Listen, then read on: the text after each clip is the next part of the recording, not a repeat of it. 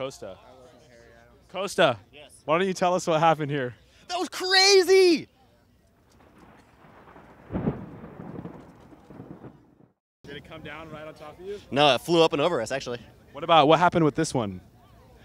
This one, the barrels and everything started peeling out from under it, and the verticals just started coming out.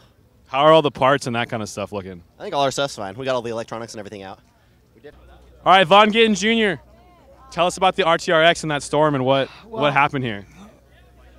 My friends made me this hail-proof cover because here on the East Coast we have very unpredictable weather, as you have learned today, surfer boy from California, and it's safe. I came over. Let's talk about the Need for Speed area.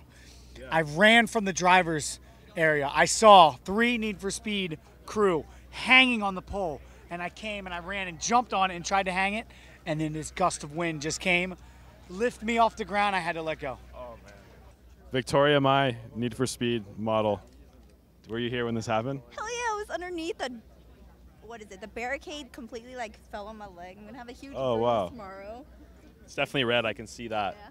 You want to see it? Check it out. Oh, right there. So I take it your clothes got wet? Yeah, I changed my shirt. Obviously, one of the only drivers. All right, we got team owner Gary Gardella here, owner of the team for Ryan Turk and EOS, and looks like you also got affected by this weather. Tell us what happened over here. You know, me and Moose and Scott have been racing for a long time, so when we see this type of stuff happening, when the clouds darken up like this, we got the pit ready, rolled the awning back, got everything done, got the cars underneath easy up tents, and the storm rolled in, and as the storm rolled in, the Need for Speed tent came over. Thanks, Need for Speed. I was looking for a new sponsor this week. So the awning's all right. I heard those are pretty expensive. Your awning's okay? Yeah, my awning's all good. Yeah, they're super expensive awnings. They're like anywhere from $15,000 to $20,000. So our insurance company don't like when we call in claims on our tents, especially in bad weather. So. How long would you say it took you to get everything this storm ready? It was 10 minutes. Under 10, yeah, under 10. I think we need to start practicing this more often at the shop. We need to start doing drills. Gentlemen, let's get ready. I like it. 5-minute rules and 10-minute rules trained for each. Yeah. All right, thanks. How are you? How'd you make out with your car? My car's all right, but the tent just came down on it, and this tent's over here. You wouldn't notice a scratch on your car. No, it's okay. It's okay. All right, thanks. Enjoy. So we got Ian from ASD here, and you have an accent. Where are you from? It's been so long, I've forgotten already. What's the weather like where you're from? Same answer. So that storm came, and what went through your mind, and how's the Falcon Pit area? Falcon Pit area is just fine. They built strong tents here at Falcon. How's yours? It's right there. You want to leg up? You want to hop up there and get it down? Teamwork. Safety first, then teamwork. All right. Thanks, Ian. Over and out. All right, so we got Conrad Grunwald here, winner of the Retax Insane Entry 2 events in a row, first-time qualifier, 2 events in a row. That's right. Also. So your awning and everything's looking really good right now with that storm. Why don't you tell us how you prepared for that and what's going through your mind right now? Luckily, I had about 400 people seeking shelter underneath my tent, and once it started to lift up, everybody grabbed hold of the framing. So I think I just got lucky that everybody was at my tent.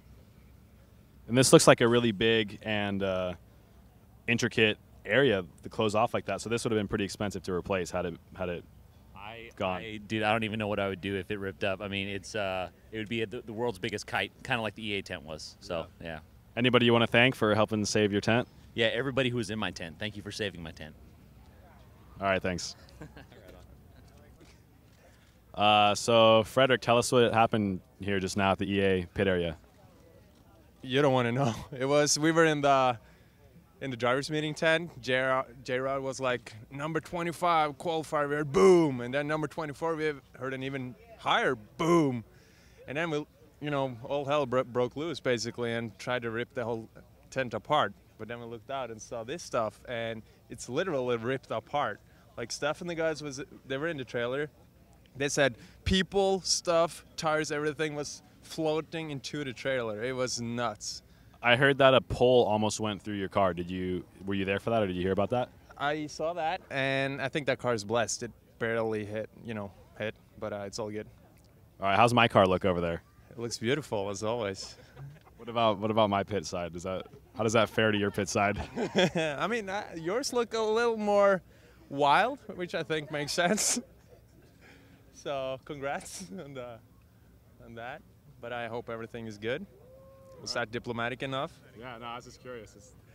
What an analysis. So there. I was saying, I mean, this is like home. I was saying when it started rain. This is not like home. This is insane. Only in the U.S., I think, and maybe the tropicals. All right, so we're here with Tandem of Die team, Justin Shreve and newly famous Joe Ayala for his video that's on CNN and all sorts of stuff. Check it out. What's the name of the video? The video is called Stuck. Stuck, and it takes place in the Dallas-Fort Worth airport, and it's crazy. Anyways, so I see you guys have your shirts off. What's the reason for that? And kind of just talk to us right now. Tell the Drift Stream what all happened here. All right, so we heard some thunder and lightning, so we went to get some audio. The rains was coming down, and it was hella wet out there. Damn, nature, you crazy. And yeah, and then it started pouring down really hard, and all our shit got wet. And So just coming on us so hard. Were you guys' shirts already off before the rain, or tell us about this? Are you just working on your tan line, or what do we got going on here? Shirts came off post-rain, and it's just kind of working for us. It's getting sunny, right? Sun's out, guns out? Mm-hmm. All right. So, Ross, I see your car has full windows. Tell us about that, and tell us how that helped you just now in this storm. You know, when you're deep in the bayou, better have them window, boy. Them gators come up, make sure they don't take your neck clean off. So we got Mr. Ron Bergenholtz here, and your pit area is kind of in the back over here where you might have got the storm blocked, at least some of the wind, because it's coming from that direction. Yeah. You're back here. So tell us about what you did to prepare for this and how your rig was affected, and you got the car covered up. Tell us about everything that went on over here in the back here. Well, I've been through this before in drag racing right down there in Florida, and you know how crazy Florida gets, right? And right when I saw those clouds and the wind started picking up, I was just like, all right, everybody. I go, Essa put his car away. Obviously, he's got a convertible, so he can get really screwed, right? So they acted quick. And then I was telling Ing's team, I was just like, all right, grab all your stuff. We're flipping this car around. There's going to be a mad storm that came, right? Is coming, right? And so everybody's covering up all their stuff. We're moving fast. And then all of a sudden it came, and I was just like, oh, here's Florida all over again. And it was pouring. And then I assigned a broom guy, because obviously it sags in the middle of the awnings. So we had a broom guy, and then all of a sudden the wind started picking up hard, and whoever was down. We just hung onto that awning and just went for it. So the awning was safe. No issues with the awning. Was safe, yeah. Right. And how's the car? You got the car covered up? The car's good. I didn't mind. Just a little water, and then after it subsided a little bit, went out into the rain and just started dancing in it. So you had fun. You're dancing. Yeah, it was great. It was great. There we go. Excellent. Thank you. All right, no problem. The only thing coming from the sky should be burn-up tire pieces. So. Wow, some hardcore drift fans. What about you, June? What happened here, and how'd you prepare, and how are you feeling for tomorrow? Well, pretty much we're getting ready to head on over for the drivers' meeting, and what do you know?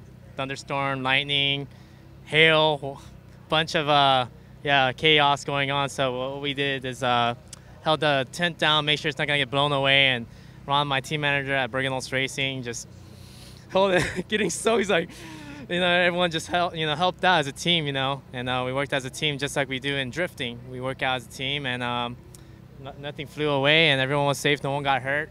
And tomorrow, I think it'll be nice and sunny tomorrow, ready to go. It'll be dry, hopefully no crazy weather tomorrow, and I feel comfy out there. I qualified, I believe, 12th today, and got to step it up for tomorrow's main event. There we go. So we got Kyle Mohan here, Team Nexen and Mazda Tricks, purple RX-8. So tell us what just happened here and how you feel about drifting in the rain, or I don't know, talk to us a little bit. Well, rain's cool, but I don't even know what happened right there. I'm from California, and it was like someone just poured a lake on our heads. There was canopies flying, cars were trying to take off, drifters were running. I ran. It was pretty wild, but rain or shine, we'll go out there and have some fun, and that's Jersey for you. There it is. All right, so we have Tommy Roberts here, who is my spotter and drove Formula D last year, for those of you that don't know. Awesome dude. And where were you when this happened, and what was happening? Just kind of walk us through what you did and what happened to you, and what was going around in the Formula D right here.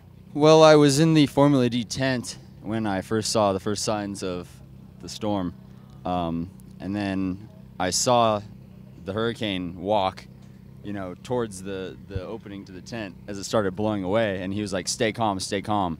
And then who is the hurricane? Oh, Tony Angelo. Okay, Tony Angelo. He's like the 50-year storm. Tony Angelo, the hurricane, blew the whole place down.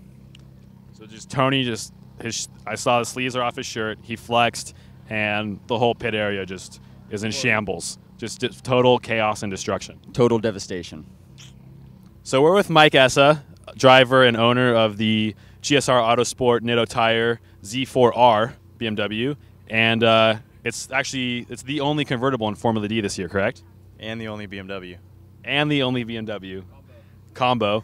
And so what was going through your head, and were you particularly worried about your car? And kind of just tell us what just happened and what you did to save yourself from all of this. Well, I saw the rain coming, and before it happened, we opened the trailer, we loaded all our stuff in there, and just in time, because it just started sprinkling, closed it up. And the rest of the time we spent underneath here, Ron's tent was about to fly away, so there were about 7 or 8 dudes just hanging off of it, trying to keep it down, pushing water off the top of it. It was pretty intense. All right, so were you at the driver's meeting? No, we didn't make it that far. So the guys in the back it seems like the analysis I'm coming to is the guys in the back kind of had some sort of forewarning. They saw it happening first, and instead of going to the driver's meeting, they protected their stuff, which is smart, but then everybody else just got totally jacked by this. So I guess, there was some sort of advantage to being parked, which is actually in the back, which might be a disadvantaged spot in terms of, attendance, but it really turned out to be an advantage this weekend. Yeah, it was pretty good. We saw it coming, and I figured that other people would have stayed with their tents too, but you do a lot of racing and travel around. Have you ever experienced anything like this before at a race? Not at a race. I've driven a big truck through Texas and had a storm like this come through and had to pull over because it was going to just push me right off the road. So it's pretty crazy. There it is. Well, we're glad your car's okay. Thank you. And your car is? It's crushed. Maybe okay. I don't really know. There's too much water on it to get it off. Total devastation, 50-year storm.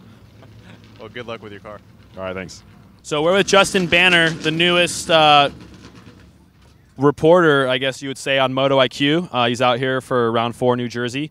And tell us where you were when the storm hit, and how is this going to affect your post-event wrap-up and your feature on Moto IQ, and tell us kind of about that. What's all going on? Well, I was actually in the driver's tent while they're having the meeting, and of course, when all the wind started blowing and everything got crazy. As far as getting everything done, yeah, that's going to be fine. I'm not going to miss anything.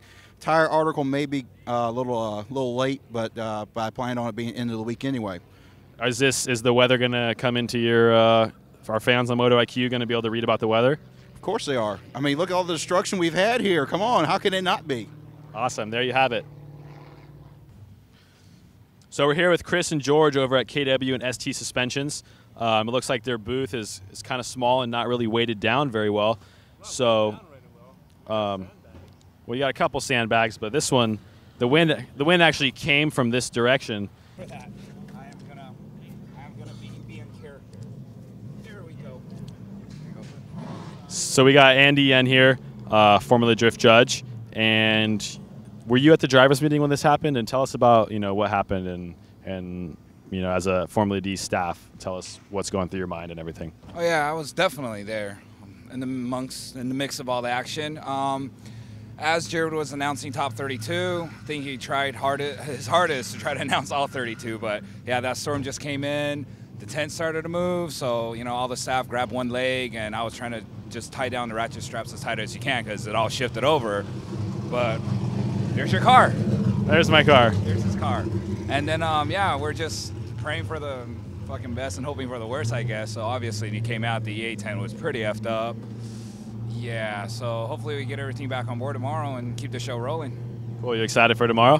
Definitely. I mean, dude, after this, I better be excited for tomorrow. Everybody should be. So the fans often, kind of criticize the judging, and tell us, what are you looking for tomorrow, so the fans know, when you say in tandem, what is your main, what do you judge tandem the most by? What I judge tandem the most about is I pay attention, most attention to the chase car, of course, because I want to see what they're going to do. And my rule of thumb is that the chase car's 2 front tires shouldn't be lower than the lead car's 2 front tires. Because we always want the chase car to follow the lead car wherever they go. So anytime you see a nosedive in or they're trying to make a pass, that's not what we're looking for. We want to see how well you can mimic and drive behind different types of drivers and different types of cars and stuff, So that's my rule of thumb. And then another thing with this track is that we kind of have like 2 entries, 2 initiations. The one against the bank, stay nice and high. The second one on the inner outer zone, and we basically want to see a second initiation from there. Throw it in nice and hard for the lead car to stay nice and wide, and for the chase car to stay on his line. There it is.